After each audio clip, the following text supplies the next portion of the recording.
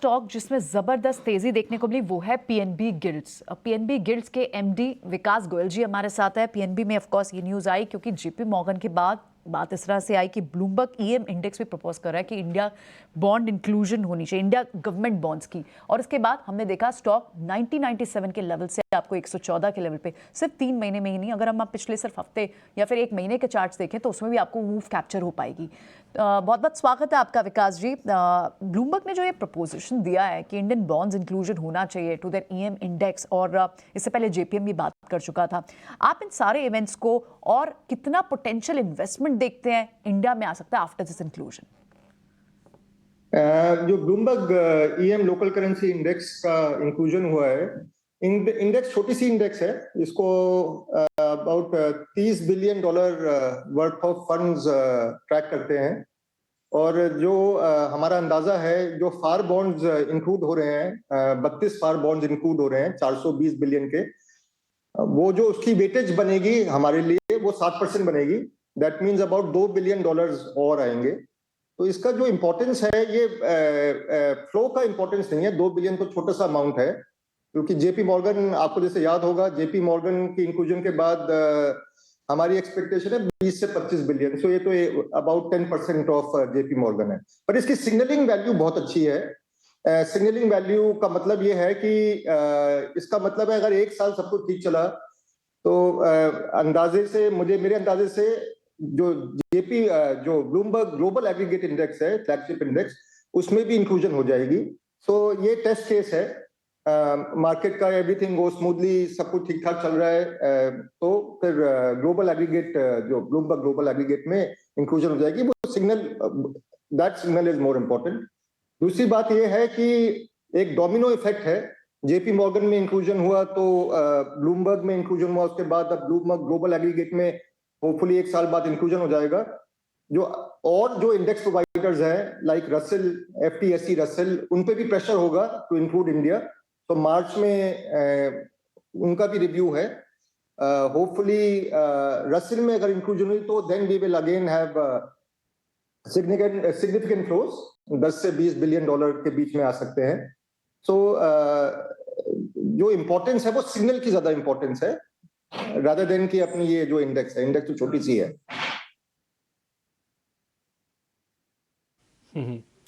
विकास जी, अगर बुरा न माने तो मैं आपसे 2 क्वेश्चन एक साथ ही पता कर लेता हूँ। वो 2 क्वेश्चन इसलिए कि दोनों बहुत इंपॉर्टेंट है आपके बिजनेस को के हिसाब से कहेंगे एज एन इन्वेस्टर। पहला, आपकी बुक्स में कैश पड़ा हुआ है सर, तो इस कैश को आप कैसे इस्तेमाल करोगे, थोड़ा हमको ये बता दीजिए। दूसरा, मेरे पास जो जानकारी है कि आप फॉरेक्स में भी उतर के थोड़ा काम करना चाहते हैं, या आपने शुरू भी कर दिया, उसके बारे में अपडेट नहीं है अभी, तो मेरे को ज़रा ये भी अपडेट दे दो कि फॉरेक्स बिजनेस के अंदर अभी आप कहाँ पे खड़े हैं, जाना चाहते हैं, नहीं जाना चाहते, या फिर एंटर कर चुके हैं, और बिजनेस कितना बड़ा है। दोनों की जानकारी दे दो सर, कैश की और फॉरेक्स बिजनेस की।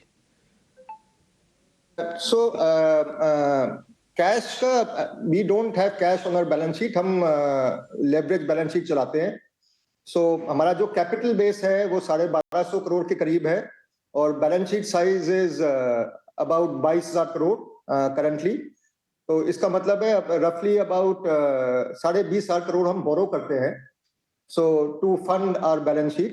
तो कैश का दैट कॉन्सेप्ट ऑफ कैश नहीं है। हाँ, बट कैश इक्विवेलेंट है जरूर।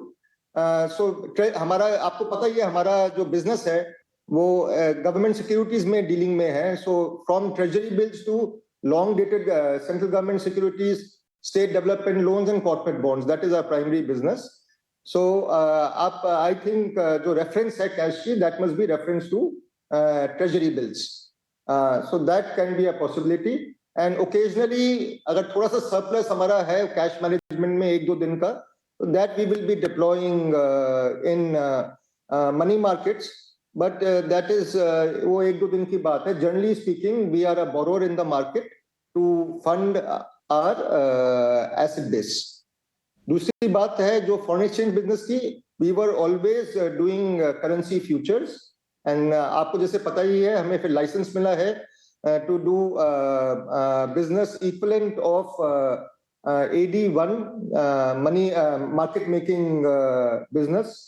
ये बिजनेस हम, we are in the process of implementing our business plan, and मुझे आशा है कि हम 1 तारीख से स्टार्ट कर देंगे बिजनेस के साथ. It will be good for us because as these flows start, ये जो फ्लोज आने वाले हैं, नए इन्वेस्टर जो आने वाले हैं, तो we can then hopefully directly अगर हम इनसे डील करेंगे तो we can offer them a complete package. एक तो इन्वेस्टमेंट्स का, obviously they are investing in government securities, most of them are foreign currency based and they are buying rupee bonds, so उनको obviously they will need foreign exchange services. That also we can provide. So that is our hope that next year we can not only start our proprietary foreign exchange business, but थोड़ा सा जिसको हम कहते हैं sales का business for our clients, we can start offering that also. Alright, ये तो आपने अच्छा हमें और क्लैरिटी दी और आगे के लिए गाइडेंस भी दी विकास जी, लेकिन एक चीज़ और से समझना चाहेंगे, जिस तरह से डेट मार्केट में इतनी एक्टिविटी बढ़ती दिख रही है और आगे भी बढ़ने के चांसेस होंगे, आपको लगता है कि ये स्पेस में और नए एंट्रेंट्स आ सकते हैं? आपको ये पूरा कंपटीशन लैंडस्केप कैसा दिखता है और आपका करंटली अभी शेयर कितना होगा बॉन्ड मार्केट में? सो पहला क्वेश्चन आपका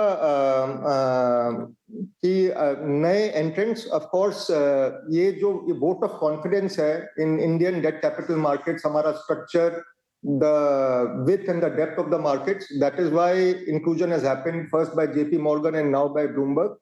तो ये वोट ऑफ कॉन्फिडेंस है. सो पैसिव इन्वेस्टर्स तो आएंगे जो ट्रैक करते हैं इन इंडेक्स को, उनको तो इन्वेस्ट करना ही पड़ेगा. बट इनके साथ जो एक्टिव इन्वेस्टर्स हैं वो ऑलरेडी स्टार्ट हो गए आना.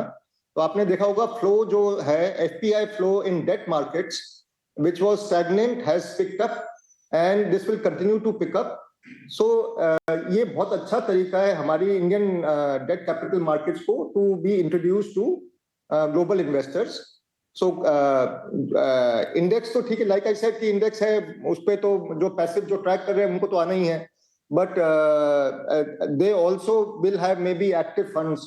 अगर वही लोग पैसिव में उनका एक्सपीरियंस अच्छा है in terms of return, in terms of settlement, in terms of entering and exit, तो उनके active funds will also become interested. So as a result, obviously, a set of new investors, and these are long-term, hopefully long-term investors. Passive is long-term. It is not short-term flow or hot money, so to speak. Active is relatively more dynamic, but it will help in widening and deepening the market. So generally speaking, we will see a lot of new investors who had traditionally not looked at India earlier, thought it was difficult to enter, difficult to exit. Now will take एक नया फिर से आगे निगाह देंगे India पे.